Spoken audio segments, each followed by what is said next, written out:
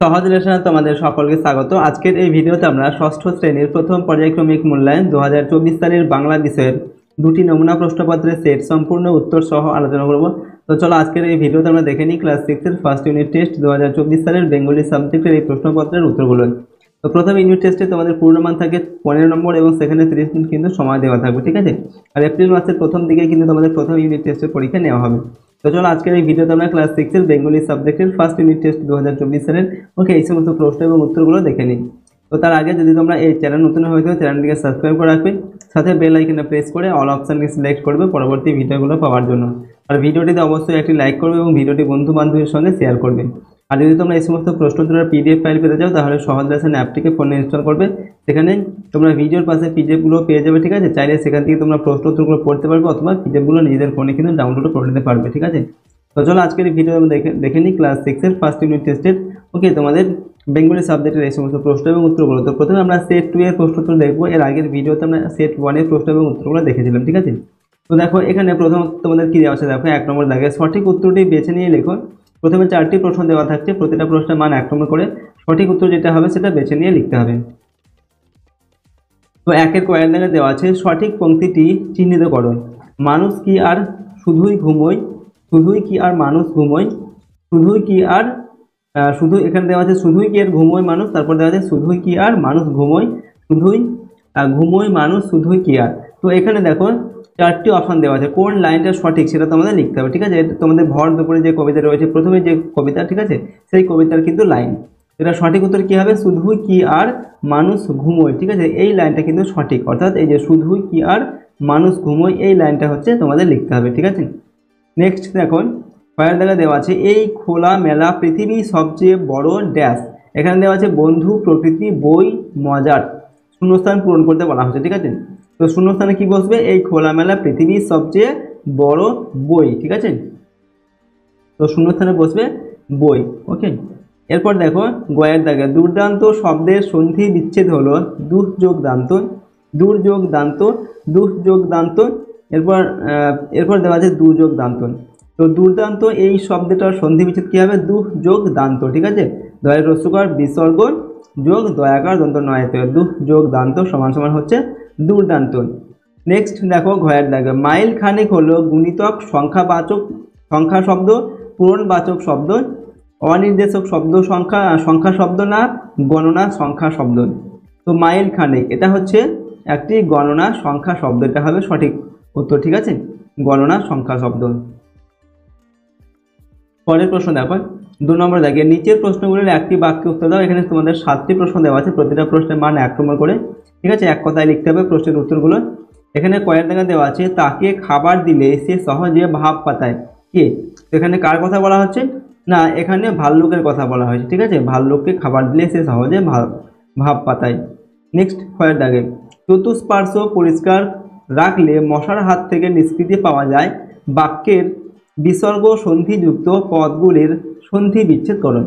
তো এইখানে যে চতুষ্পার্শ্ব পরিষ্কার রাখলে মশার হাত থেকে নিষ্কৃতি পাওয়া যায়, এই যে বাক্যটা দেওয়া আছে এর মধ্যে যে বিসর্গ সন্ধিগুলো দেওয়া আছে, ঠিক আছে, সেগুলোকে খুঁজে বের করে নিয়ে সেগুলোর সন্ধি বিচ্ছেদ করতে হবে, ঠিক আছে। তো প্রথম শব্দ হচ্ছে চতুষ্পার্শ্ব, এটা হচ্ছে একটি বিসর্গ সন্ধি, ঠিক আছে। চতুর্থ যোগ পার্শ্ব চতুষ্পার্শ্ব। এরপরটা হচ্ছে পরিষ্কার, ঠিক আছে, পরি যোগ কার পরিষ্কার। আর শেষেরটা হচ্ছে নিষ্কৃতি, ঠিক আছে, নি যোগ কৃতি নিষ্কৃতি। তো এখানে 3টি বিসর্গ সন্ধিযুক্ত পদ রয়েছে, পরিষ্কার, চতুষ্পার্শ্ব, পরিষ্কার আর হচ্ছে নিষ্কৃতি। তো এগুলোকে বেছে নিয়ে আমাদের এরকমভাবে এভাবে কি করতে হবে, সন্ধি বিচ্ছেদ করে দেখাতে হবে। এরপর হচ্ছে গয়ের দাগে সেটি হচ্ছে না সে হওয়ার জো নেই বলে বেড়াল কি করলো। এখানে উত্তর কি লিখবো, বেড়াল গেছো দাদার সঙ্গে কিভাবে কি উপায়ে দেখা করা যাবে সেই কথাই বলে চলেছিল, ঠিক আছে। এটা হচ্ছে তোমাদের হজ ও বড়দের সহায়ক পাঠ, সেখান থেকে এই প্রশ্নটিকে কিন্তু দেওয়া হয়েছে, ওকে। এরপর দেখো পরের প্রশ্ন ঘয়ের দাগে গুণিতক সংখ্যা শব্দ ও পূরণবাচক শব্দের একটি করে উদাহরণ দাও। তো গুণিতক সংখ্যা শব্দ হচ্ছে দ্বিগুণ, এটা হচ্ছে গুণিতক সংখ্যা শব্দ। এরপরে হচ্ছে পূরণবাচক শব্দ, সেটা হচ্ছে দ্বিতীয়া, ঠিক আছে, তৃতীয়া, এইগুলো। নেক্সট হচ্ছে উমর দাগে দেখছে ড্যাশ আকাশটাকে ছুঁয়ে, কারা দেখছে, তো এখানে কি উত্তর হবে, দেখছে রাখাল, এখানে ঠিক আছে, দেখছে রাখাল আকাশটাকে ছুঁয়ে, ঠিক আছে, এখানে হবে রাখাল, ওকে। এরপর হচ্ছে চয়ের দাগে, এখানে বলা হচ্ছে মহাজন শব্দটি কোন শ্রেণীর। তো মহাজন এটি হচ্ছে পরিবর্তিত যৌগিক শব্দ, ঠিক আছে। মহাজন এটা হচ্ছে পরিবর্তিত যৌগিক শব্দ। এরপর ছয়ের দাগে হওয়া যাওয়া বড়লা বইটির প্রচ্ছদ শিল্পীকে, উত্তর হবে সুকুমার রায়, ঠিক আছে। পরের প্রশ্নগুলো দেখো, 3 নম্বর দাগে নিচের প্রশ্নগুলির উত্তর দাও, যে কোনো দুটি লিখতে হবে। এগুলো হচ্ছে 2 নম্বর করে দেওয়া আছে, প্রশ্নের মান 2 2 4 নম্বর। তো এখানে কয়ের দেখা দেওয়া আছে স্বপ্নে এসে এমু পাখি দেখে থাকবে। শঙ্কর সেনাপতির স্বপ্নে দেখা এমু পাখি দেখতে কেমন, সে কোথায় বসেছিলেন।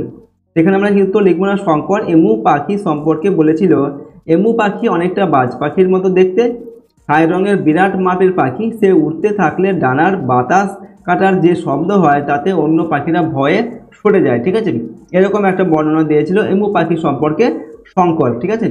এবার সেই পাখিটা কোথায় বসেছিল না, এমু পাখিকে শঙ্কর ঘোলপুকুরের বড় দিঘির পাড়ে সবেদা গাছের ডালে দেখতে পেয়েছিল, ঠিক আছে। সবেদা গাছের ডালে বসে থাকতে দেখতে পেয়েছিল কে, শঙ্কর, ঠিক আছে। তো দেখো নেক্সট প্রশ্ন দেখবো আমরা 3 ক্ষয়ের দাগে। এখানে বলা হচ্ছে ভর দুপুরে কবিতায় গ্রাম বাংলার যে অলস দুপুরের ছবি ফুটে উঠেছে তার পরিচয় দাও। তো এখানে আমরা উত্তর লিখবো, আধুনিক বাংলা কাব্য জগতের অন্যতম বিশিষ্ট কবি নীরেন্দ্রনাথ চক্রবর্তী তার ভর দুপুরে কবিতায় একটি অলস ও শান্ত দুপুরের ছবি তুলে ধরেছেন। অশ্বত্থ গাছের নিচে প্রকৃতির পাতা সবুজ ঘাসের গালিচা যেন অলস দুপুরের সুখ সজ্জায়। গরু বাছুরগুলিকে চড়তে দিয়ে রাখাল সেই নরম ঘাসের গালিচায় শুয়ে তার মাথার উপরের দিগন্ত জোড়া নীল আকাশটিকে দেখছে। টুকরো টুকরো ভেসে বেড়ানো মেঘ দেখে তার মনে হয় মেঘগুলি যেন আকাশটাকে ছুঁয়ে ছুঁয়ে যাচ্ছে। নদীর ধারে বাঁধা রয়েছে খড় বোঝাই করা একটি নৌকা, চারিদিক জনমানব শূন্য, কেবল বাতাস এসে মিহি সাদা ধুলো উড়িয়ে যাচ্ছে। দুপুরের এই নিস্তব্ধতা দেখে কবির মনে হয়েছে শুধুমাত্র মানুষজনই নয়, এমন নিস্তব্ধ দুপুরে সমগ্র বিশ্ব প্রকৃতিও যেন আঁচল পেতে গভীর ঘুমে আচ্ছন্ন, ঠিক আছে। তো এই যে ভর দুপুরের কবিতায় এরকম একটা গ্রাম বাংলার একটা অলস দুপুরের ছবি কিন্তু ফুটে উঠেছে, সেটাই কিন্তু আমরা এখানে লিখলাম, ওকে। পরের প্রশ্ন দেখো, এখানে গয়ের দাগে দেওয়া আছে পাইন গাছ কি স্বপ্ন দেখে। আমরা উত্তর লিখছি, পাইন গাছ বরফ ঢাকা শীতের দেশে জন্মায়, গরমের তীব্র দহন জ্বালা তার নেই, তাই দূরে দাঁড়িয়ে থেকে সে স্বপ্ন দেখে মরুভূমির উপর সকালের সূর্য উঠেছে, মরুর বুকে ভয়াবহ তাপ প্রবাহ অনুভূত হচ্ছে, সেই তপ্ত ঢেউয়ের যন্ত্রণা বুকে নিয়েই মরুতটে পাম দাঁড়িয়ে আছে, ঠিক আছে। এই স্বপ্নই কে দেখে, পাইন গাছ, ঠিক আছে। তো এখানে 3টি প্রশ্ন দেওয়া আছে, যে কোনো দুটি তোমাদের লিখতে হবে। তো নেক্সট দেখো আমরা আরেকটি প্রশ্নপত্র দেখবো 3 নম্বর সেট, ঠিক আছে। দেখো এখানে কি দেওয়া আছে, 1 নম্বর দাগে সঠিক উত্তরটি বেছে নিয়ে লেখো। এখানেও প্রথমে 4টি প্রশ্ন দেওয়া আছে, প্রতিটা প্রশ্নের মান 1 নম্বর করে, সঠিক উত্তরগুলো বেছে নিয়ে লিখতে হবে। কয়ের দাগে দেওয়া আছে কোন গাছকে পথিক জনের ছাতা বলা হয়েছে, অশ্বত্থ, বট, তাল না আম। এখানে সঠিক উত্তর কি হবে, অশ্বত্থ গাছকে পথিক জনের ছাতা বলা হয়েছে, ঠিক আছে। নেক্সট ক্ষয়ের দাগে শঙ্করের স্বপ্নে বাতাসের রং লালচে, সোনালি, হলদে না নীলচে। তো শঙ্করের স্বপ্নে বাতাসের রং হচ্ছে নীলচে, ঠিক আছে। গয়ের দাগে কি দেওয়া আছে, প্রাতরাস শব্দের সন্ধি বিচ্ছেদ হলো প্রাত যোগ আস, প্রাত যোগ আস, প্রাত যোগ রাস, প্রাত যোগ রাস। তো প্রাত রাস এই শব্দটির সন্ধি বিচ্ছেদ হচ্ছে প্রাত যোগ আস, কয়ের রফলা আকার ত বিসর্গ যোগ আ তালবস্ত আস, ঠিক আছে। এটা হচ্ছে প্রাত রাস শব্দটির সন্ধি বিচ্ছেদ। তো সঠিক উত্তর হবে আমাদের এটা। এরপর হচ্ছে ঘয়ের দাগে প্রদত্ত কোন শব্দটি মৌলিক শব্দের উদাহরণ, লাল, আপাদ মস্তক। এরপর দেওয়া আছে আকণ্ঠ আর বিদ্যালয়। তো এগুলোর মধ্যে মৌলিক শব্দ হচ্ছে লাল, এটা হচ্ছে মৌলিক শব্দ, ঠিক আছে। এরপর দেখো পরের প্রশ্ন 2 নম্বর দাগে, নিচের প্রশ্নগুলির একটি বাক্য উত্তর দাও, যে কোনো 7টি প্রশ্নের উত্তর লিখতে হবে, প্রশ্নের মান 1 নম্বর করে, 7 থেকে 7 নম্বর দেওয়া আছে। কয়ের দাগে দেওয়া আছে পাইন গাছ সাধারণত কোন অঞ্চলে দেখতে পাওয়া যায়। তো আমরা এখানে উত্তর লিখবো, পাইন গাছ সাধারণত পার্বত্য অঞ্চলে দেখতে পাওয়া যায়। কয়ের দাগে দেওয়া আছে মন ভালো করা রোদ্দুরকে কবি কিসের সঙ্গে তুলনা করেছেন। তো উত্তর হবে, মন ভালো করা রোদ্দুরকে কবি মাছরাঙা পাখির গায়ের সঙ্গে তুলনা করেছেন, ঠিক আছে। মাছরাঙা পাখির গায়ের রঙের সঙ্গে তুলনা করেছেন, ঠিক আছে। গয়ের দাগে হচ্ছে কুমোরে পোকা কি দিয়ে বাসা বানায়। তো কুমোরে পোকা মাটি দিয়ে বাসা বানায়, ঠিক আছে। এরপর দেখো ঘয়ের দাগে আকন্দবাড়ি স্কুলের ছাত্রছাত্রীরা কোন কোন জায়গা থেকে পড়তে আসে। তোমরা উত্তর লিখবো, আকন্দবাড়ি স্কুলের ছাত্রছাত্রীরা ভেটুরিয়া, সাঁইবাড়ি, ঘোলপুকুর আর আকন্দবাড়ি থেকে পড়তে আসে, ঠিক আছে। পরবর্তী প্রশ্নগুলো দেখো, এখানে উঙ্গর দাগে দেওয়া আছে যৌগিক শব্দ কাকে বলেন। উত্তর লিখব যেসব শব্দকে ভাঙলে ছোট কয়েকটি অর্থপূর্ণ শব্দ বা অন্য ক্ষেত্রে মূল শব্দটির সঙ্গে অর্থ সম্পর্কযুক্ত শব্দাংশ বা খণ্ড পাওয়া যায় সেগুলিকে বলা হয় যৌগিক শব্দ, যেমন হচ্ছে ডাক্তারবাবু। এরপর চয়ের দাগে সন্ধি বিচ্ছেদ করতে বলা হচ্ছে তপবন আর হচ্ছে নীরব, এগুলো সন্ধি বিচ্ছেদ করতে হবে। তো তপবন এটা সন্ধি বিচ্ছেদ করলে হবে কি তপ যোগ বন তপবন, ঠিক আছে। আর নিরোগ কি হবে নিহ যোগ রোগ নিরোগ, ঠিক আছে। নয় হরস্বীকার বিসর্গ যোগ রয়ক গ নিহ যোগ রোগ সীমাসম হবে নিরোগ। ছয়ের দাগে হচ্ছে প্রদত্ত শব্দগুলি ধাতু থেকে না শব্দ থেকে প্রাপ্ত লেখো। গমন আর হচ্ছে প্রিয়তম, তো গমন এটা হচ্ছে ধাতু আর প্রিয়তম হচ্ছে শব্দ, ঠিক আছে। নেক্সট দেখো বর্গীয় জ দাগে চশমা কেমন ভাবে তৈরি হয়েছিল। আমরা লিখবো চন্দ্রবিন্দুর চ, বেড়ালের তালব্য রুমালের মা, এই নিয়ে তৈরি হলো চশমা, ঠিক আছে। এটা হচ্ছে হ জ বড় থেকে দেওয়া হয়েছে সহায়ক পাঠ থেকে। বর্গীয় জ। এরপর ঝয়ের দাগে কথককে কে জিজ্ঞাসা করেছিল 7 দুগুণে কত হয়। উত্তর কি হবে উদ্ধৃত কাক কথাটি দাঁড় কাক বলেছিল, ঠিক আছে। এটা হচ্ছে তোমাদের সহায়ক পাঠ হ জ বড় থেকে দেওয়া হয়েছে। ওকে, তো এই কথাটা কে বলেছিল না দাঁড় কাক বলেছিল। চলো পরের প্রশ্নগুলো দেখি। এরপর 3 নম্বর দাগে নিচের প্রশ্নগুলির উত্তর দাও, যে কোনো দুটি লিখতে হবে, প্রশ্নের মান 2 নম্বর করে, 2 দুগুণে 4 নম্বর। তো কয়ের দাগে দেওয়া আছে কবির সঙ্গে ঘাসফড়িংয়ের আত্মীয়তা কিভাবে গড়ে উঠল। আমরা উত্তর লিখব কোনো এক ঝিরঝিরে বৃষ্টির দিনে বৃষ্টি ভেজা ঘাসে যখন কবি পা রেখেছেন তখন তার দৃষ্টিতে আসে এক সবুজ ঘাসফড়িং। ঘাসফড়িংটিও সম্ভবত কবির মতো বৃষ্টি ভেজা সবুজ ঘাসের স্পর্শে আমেজ নেওয়ার জন্য ঘাসে ঘাসে উড়ে বেড়াচ্ছিল। তাই প্রথম দেখাতেই কবির সঙ্গে তার আত্মীয়তা তথা বন্ধুত্বের সূচনা হয়েছিল। প্রকৃতির কোলে ঘাসফড়িংটিকে দেখে কবির মনে কৌতূহল আর ভালোবাসার সঞ্চার হয়েছিল।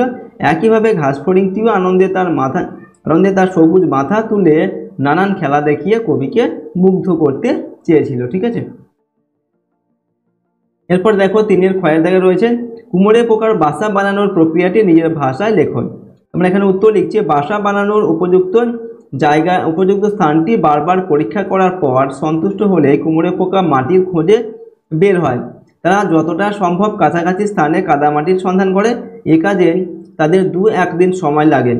মাটির খোঁজ পাওয়ার পর যাতায়াতের মাধ্যমে তারা আগে পথ চিনে নেয়। সাধারণভাবে 40-50 গজের মধ্যে থেকে তারা মাটি নেয়। তা না পেলে 150-200 গজ দূরেও যেতে পারে। এছাড়া দেখা যায় কেউ কুমড়ে পোকার বাসা ভেঙে দিলে বা মাটি চাপা দিলে কিংবা যেখান থেকে মাটি আনে সেই স্থানটিকে ঢেকে দিলে পোকাটি কিন্তু সেই নির্দিষ্ট স্থানে আবার বাসা তৈরি করে। ওকে, এ ব্যাপারে মাটি পেতে অসুবিধা হলে এরা আরও দূর থেকে মাটি আনতে যায়। এভাবে কঠোর পরিশ্রম করে কুমড়ে পোকা বাসা বানানোর প্রক্রিয়াটি শেষ করে, ঠিক আছে। এটা হচ্ছে কুমড়ে পোকার বাসা বানানোর প্রক্রিয়া, ঠিক আছে। পরের প্রশ্ন দেখো গয়ের দাগে। এখানে বলা হচ্ছে এরা তো মানুষেরই জাত ভাই। কাদের মানুষের জাত ভাই বলা হয়েছে, তা সত্ত্বেও তাদের মানুষের সঙ্গে তাদের কোন পার্থক্যের কথা পাঠ্যাংশে বলা হয়েছে তা লেখো।